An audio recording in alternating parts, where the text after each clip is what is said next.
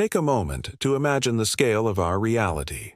From the grains of sand on Earth to the most distant galaxies visible in the night sky. The questions immediately arise. Does the universe have an end? If you could travel infinitely outward, would you ever hit a wall? Is the universe itself infinite? This is one of the most profound inquiries of both modern cosmology and ancient theology, challenging our very perception of reality. Today, we will explore this colossal question, weighing the data from physics against the powerful spiritual framework provided by the Quran. Our conclusion will pivot on a critical distinction, the difference between the finite nature of creation and the infinite nature of the Creator. Our title is the Universe Infinite? The Quranic View on Creation, Boundaries, and God's Unlimited Domain. For the last century, science has moved past the concept of a small, fixed universe. The discovery of Edwin Hubble that galaxies are moving away from us proved the universe is expanding. This leads to the concept of the observable universe, the sphere of space, about 93 billion light-years in diameter that we can theoretically see. But is the universe beyond that observable edge infinite? Cosmological models lean toward two main ideas. Model A. The universe is finite but unbounded, like the surface of a sphere. You can travel forever without hitting an edge, but the total volume is limited. Model B. The universe is spatially infinite. It stretches out forever, containing an infinite number of galaxies, stars, and planets. The data from the Planck satellite suggest the universe is flat, with a high degree of precision, which in cosmological terms strongly favors the Model B, the spatially infinite universe. However, even if infinite, it is still defined by the boundaries of space-time, mass, and energy that were set in motion at the Big Bang. The scientific answer, therefore, remains, we don't know for certain, but it's vast beyond measure and possibly infinite in extent. Now, let's turn to the Quranic perspective, where the answer shifts from physics to metaphysics, making the distinction between the universe and its source. The Quran consistently emphasizes the incomprehensible scale of creation as a testament to the power of the Creator. The vastness is not a void. It is a tapestry of ayat, signs and evidences scattered across creation to humble us and guide us. Indeed, in the creation of the heavens and the earth, and the alternation of the night and the day, and the ships that sail through the sea with that which benefits humanity, and what God has sent down from the heavens as rain, giving life thereby to the earth after its lifelessness and dispersing therein every kind of moving creature, and the directing of the winds and the clouds controlled between the heaven and the earth are signs for a people who use reason. Surah Al-Baqarah, chapter 2, verse 164. This verse places the entire cosmological phenomenon, from global winds to the movement of ships, as a readable text of divine wisdom. The universe's scale forces humanity into a position of appropriate humility, shattering the illusion that we are the center of all existence. This is further emphasized by the mention of 7 heavens, Sab'a Samawat.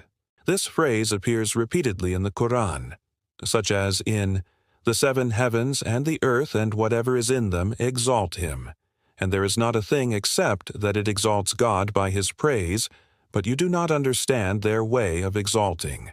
Surah Al-Isra, chapter 17, verse 44. What are these 7 heavens? Islamic scholarship offers 2 primary interpretations. Interpretation 1, literal, spatial.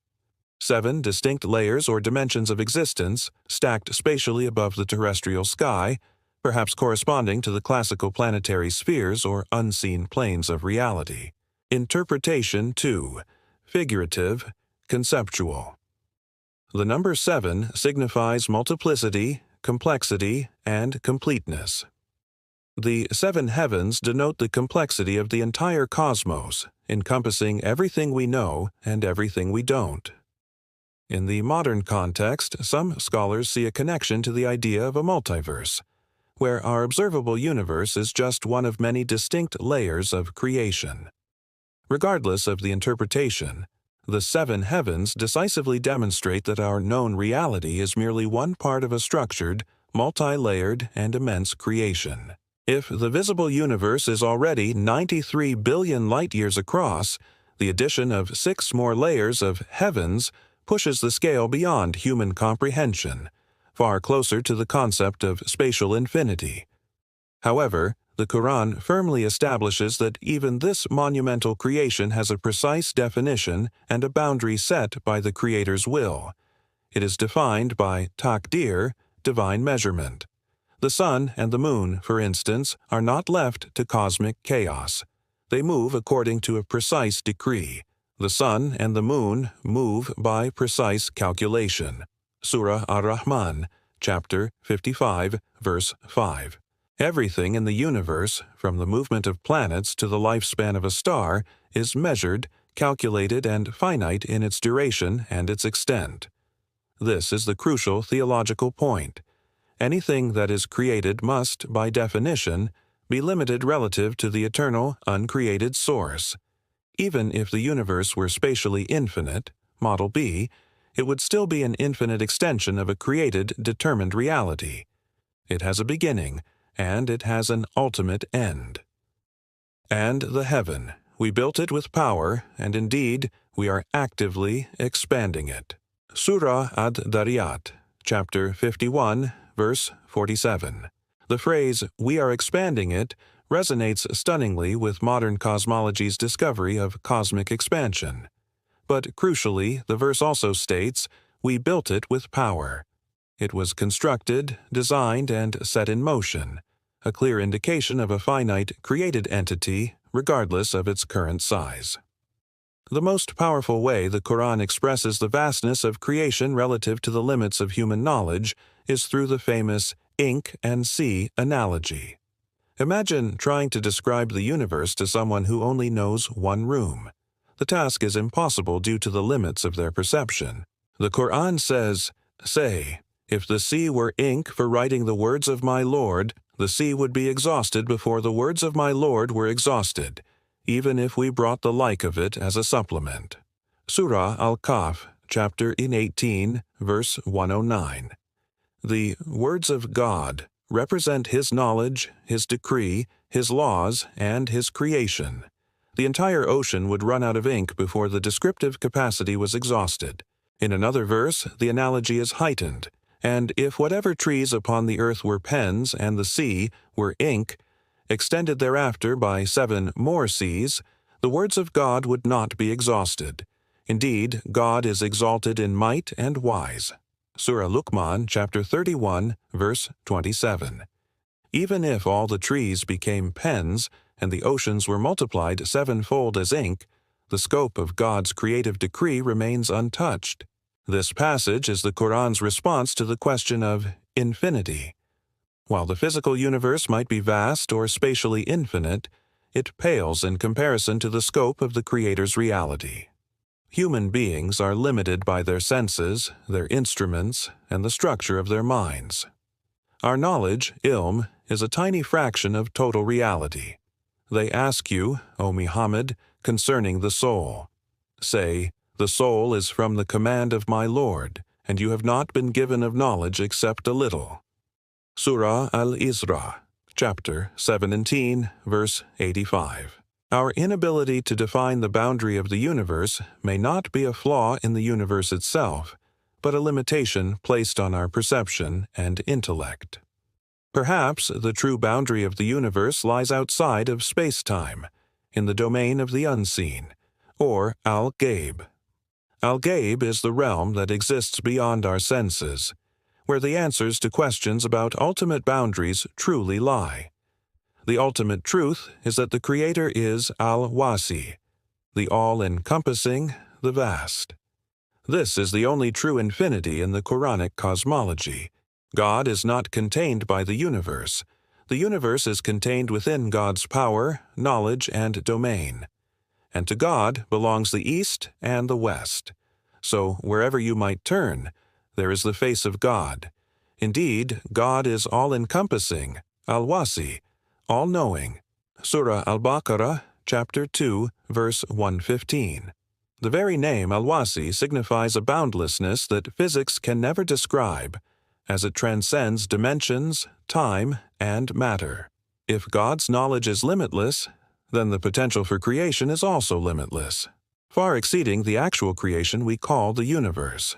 Therefore, the universe, however vast, is merely one manifestation of an infinite divine capacity. Think of an artist. They can paint a single, beautiful canvas, but their creative potential extends far beyond that single finished piece. The universe is the finished piece. God's creative power is the infinite potential. The universe's vastness serves a critical psychological and spiritual function: to foster humility.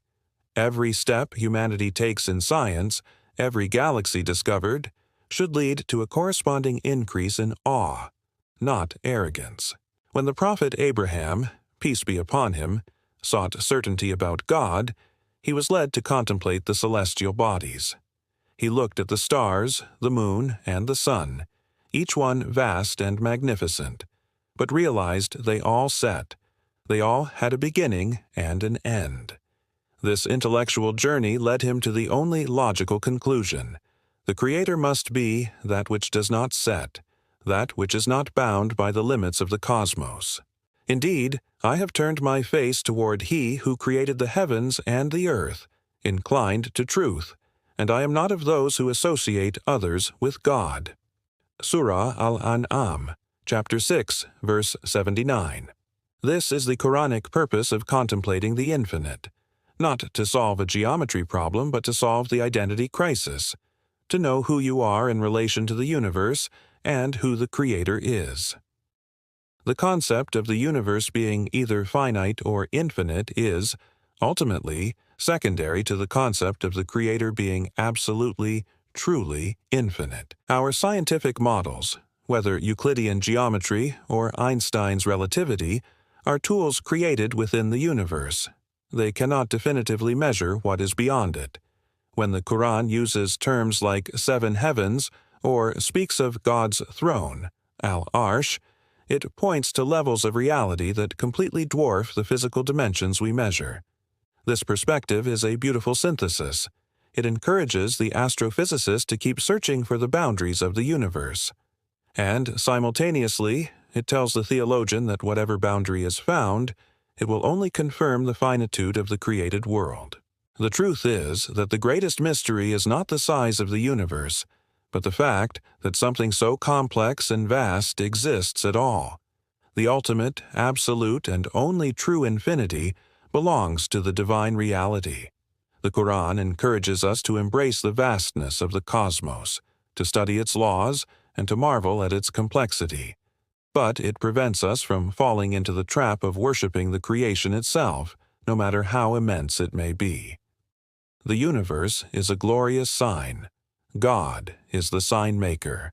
The awe we feel when looking at the Milky Way is not misplaced. It is a spiritual response to a spectacular ayah. But that awe should instantly redirect our gaze from the creation to the source of creation. The great journey of life is moving from the finite signs back to the infinite reality. By focusing on the moral and spiritual lessons embedded in the cosmic scale, we find true meaning. The limits of the universe, whether known or unknown, are simply the bounds of a test. A test designed to determine whether humanity will recognize the handiwork of its Creator. The ultimate question, then, is not, is the universe infinite? The ultimate question is, will our appreciation of the Creator's power be infinite?